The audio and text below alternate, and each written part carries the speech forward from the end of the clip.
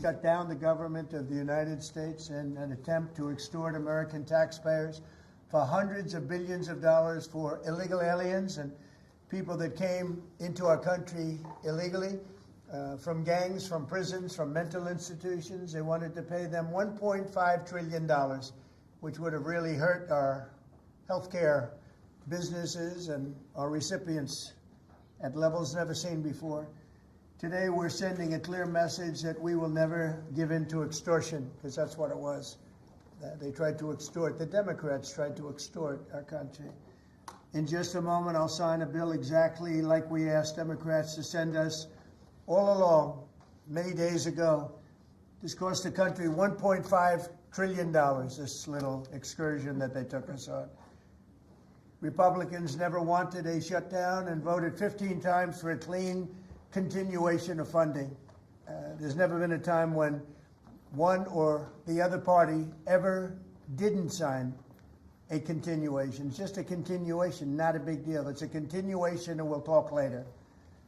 Yet the extremists in the other party insisted on creating the longest government shutdown in American history, and they did it purely for political reasons. I want to thank Speaker Mike Johnson, Senate Majority Leader John Thune, as well as House Majority Leader Steve Scalise, Majority Whip Tom Emmer, and numerous other great Republican leaders and congressmen and senators who are here and who frankly spent a long time in Washington getting this thing to go away. I also want to thank the broad coalition of Americans that stood with us in this fight to reopen government, including the Teamsters, the American Federation of Government Employees, the Fraternal Order of Police, AMVETS, the National Small Business Association, the American Farm Bureau, the American Trucking Association. These are all incredible patriots.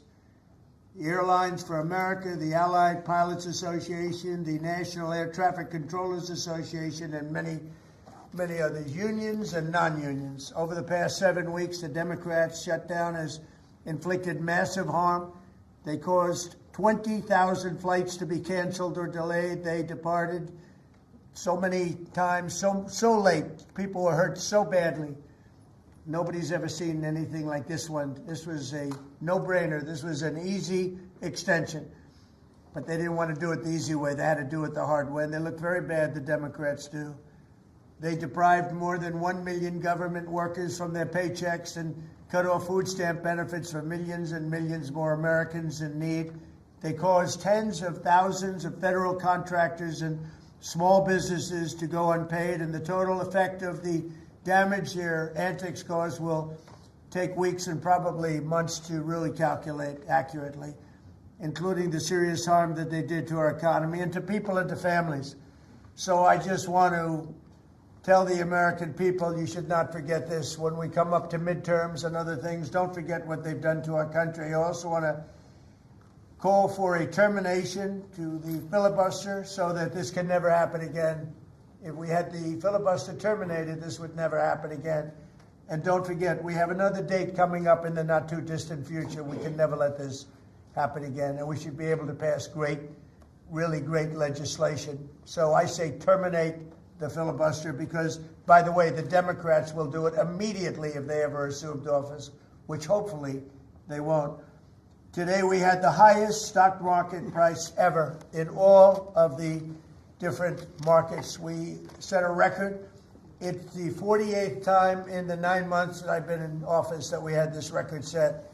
So think of that, 48 times we had a record set. But today is the highest of them all. We're going to break new grounds. Nobody would have thought. I have with us not only the great political leaders, but the great business leaders of our country. They're standing right behind me and right really alongside of me. And if we would have told them a year ago that we'd be having stock prices this high, none of them, in fact, I just asked them that question, none of them would have believed it. And that inures to jobs and, very importantly, to 401ks, which have also set a record today. A record high for the people that have 401ks. And also I want to thank Walmart because they came up with a fantastic study.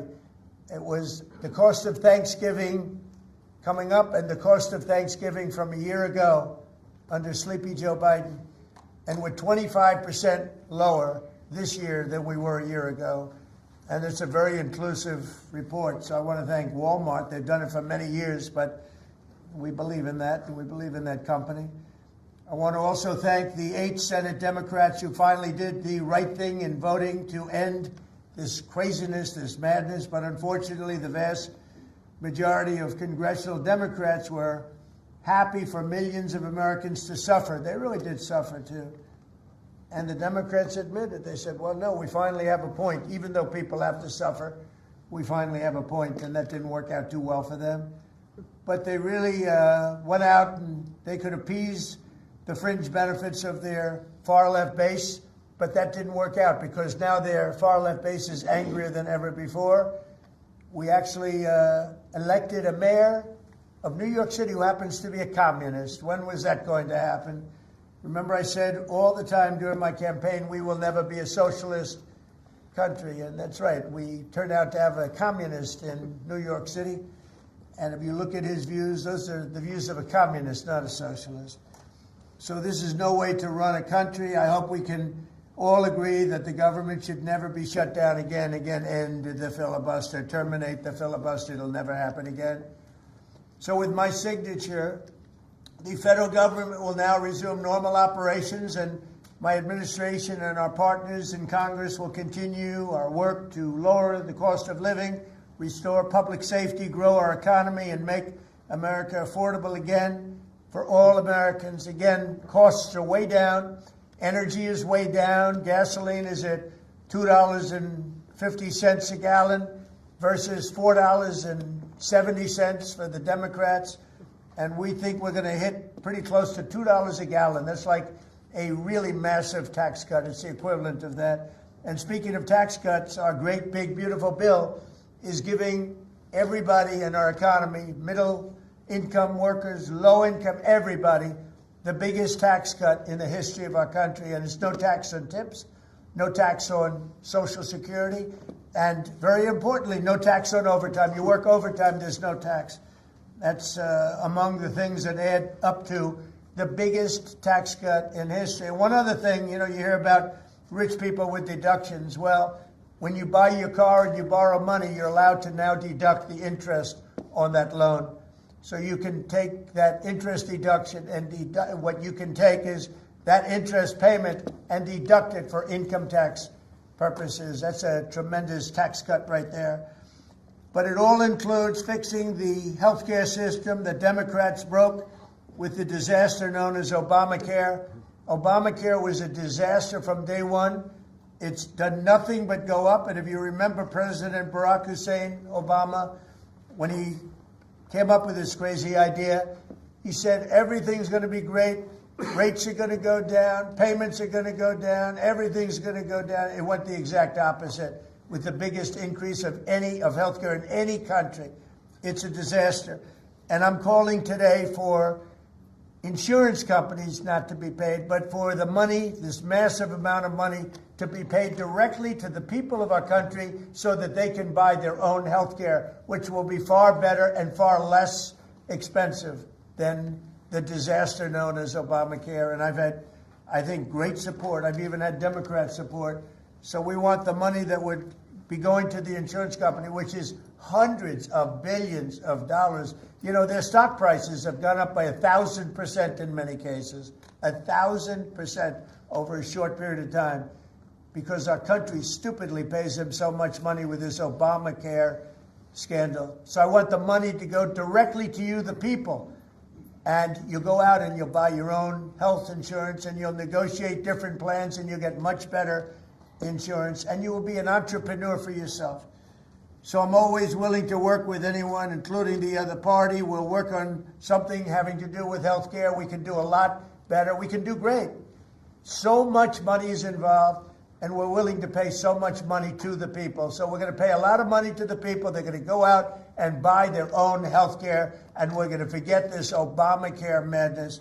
So with all of that, I just want to tell you the country has never been in better shape.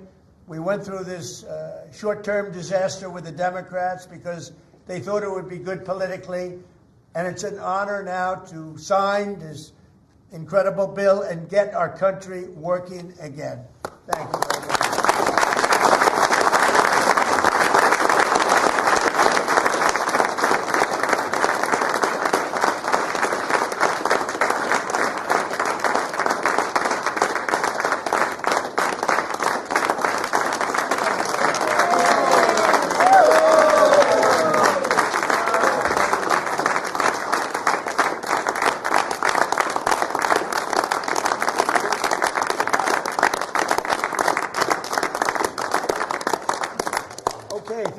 much. I don't know if you have questions. I think, I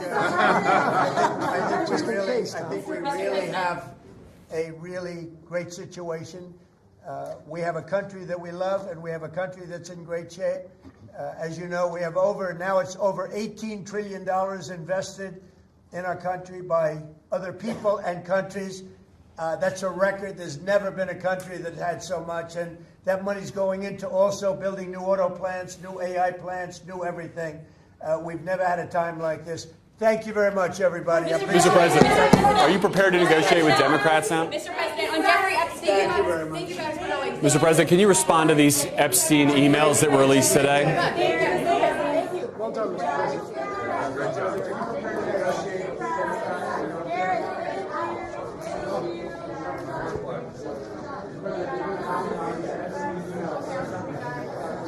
Good try. Thank you.